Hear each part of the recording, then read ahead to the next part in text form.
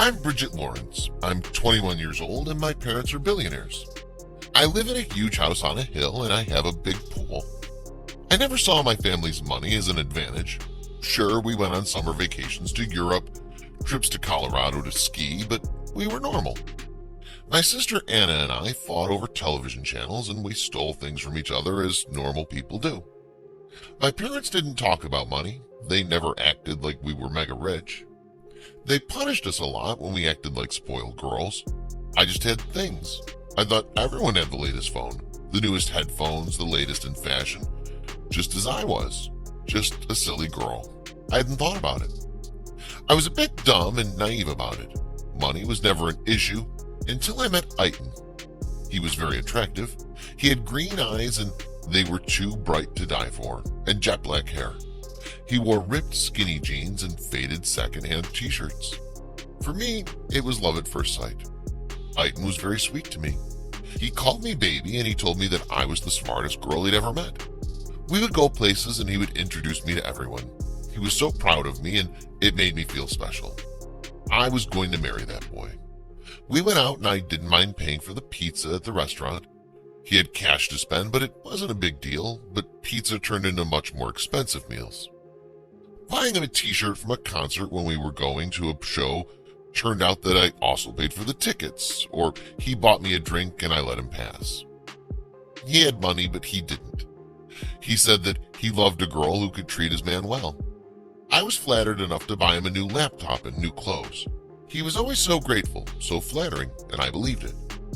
I think I would have continued to pay for forever if my sister Anna hadn't noticed that I'd taken money from my dresser.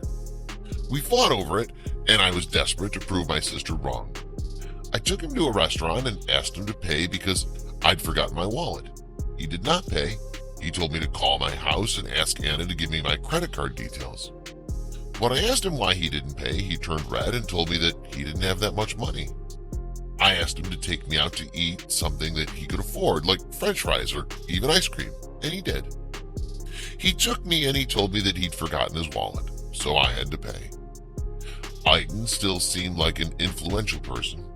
He still kept up his game of looking smart, funny, sexy, or whatever. He still wanted to go places with me as long as I paid. He did sometimes, but most of the time he'd tell me that he didn't want to go because he had no money. He would tell me that he was saving for college. He would tell me that his credit card had been stolen. I left with an empty wallet.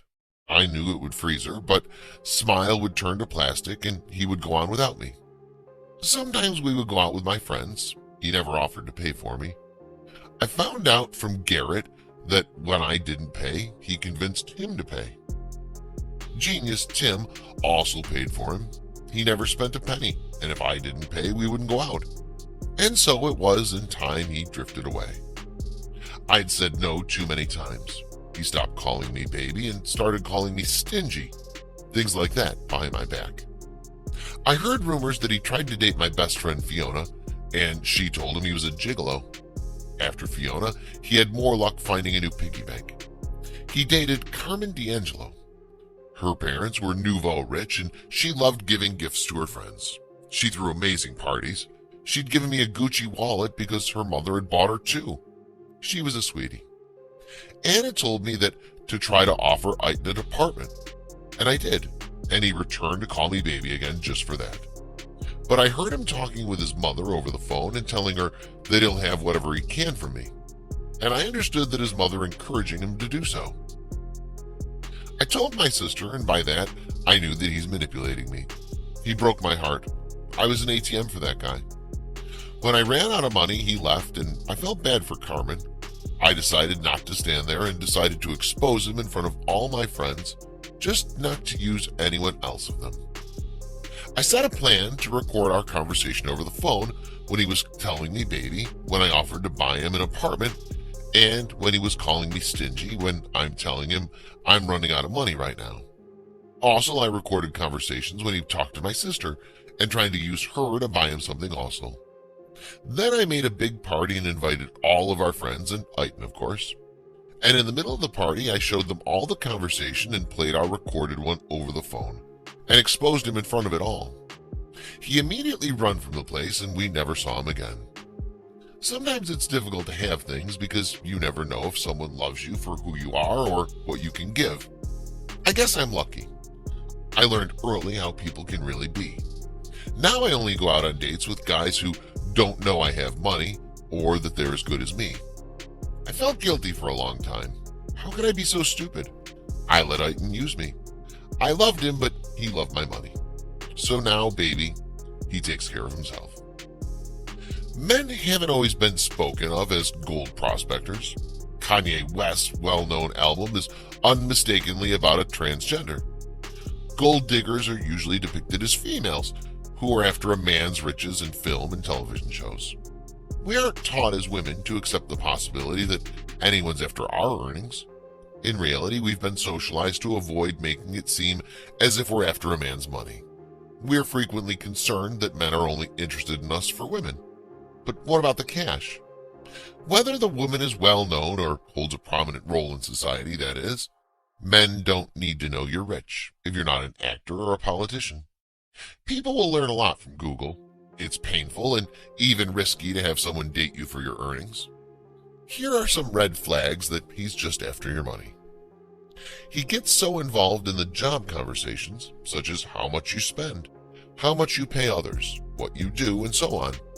He's so invested that it's almost as if you losing money will have an effect on him. He uses inconsequential means to bring up his financial difficulties. He makes small remarks about being broke many times a day, even though he does so in a teasing way. He doesn't want you to pay for his life outright, but he does so implicitly. When you consider his dating past, you'll notice that he's mostly dated people who are much richer than he is. It's one thing to have one or two, but all of them? He also suggests outings and date night plans that he can't afford. If he really likes someone much richer than himself, he makes it a point not to mention anything she'll have to pay for. When you refuse to buy a new sound system or car that he recommends, he becomes visibly irritated. He was desperate for you to buy the thing for yourself so he could have it and flaunt it. When he hears that you're going to lend money to a friend or family member, he gets irritated and or curious. He considers the money to be his, and he's only with you because of it, so he doesn't want it to disappear. He spends a lot of time outdoors or behind closed doors taking calls. When you inquire who it was, he's squinty-eyed and clumsy. It was most likely a debt collector. Consider when you met. Was it at a bar where gold diggers are known to pick up candy mamas and daddies? Perhaps you've never considered yourself a candy mama and simply enjoy the bar, but that doesn't mean you're not a goal. When you really try to stay in on a Friday night, he looks frustrated. If you want to be alone that night, he'll be particularly disappointed because, hey, who's going to pay for his drinks out then? You must understand that proud, well-intentioned men do not borrow money from their wives on a daily basis. Gold diggers, on the other hand, will begin by asking for small amounts of money, such as $20 for this and $50 for that. The reality is that this man prefers to be a held man rather than live. So when you inquire about a job or whether he's made any attempts to advance, he becomes annoyed. He's still got this strange, far-fetched financial crisis, and it's never his fault. You'd think his financial woes were the stuff of comedic mafia movies. We're not allowed to mention this, but we're more concerned about defending you as a whole rather than just your emotions right now. You have to wonder if you're dating an underwear model who has other underwear models throwing themselves at him on a daily basis.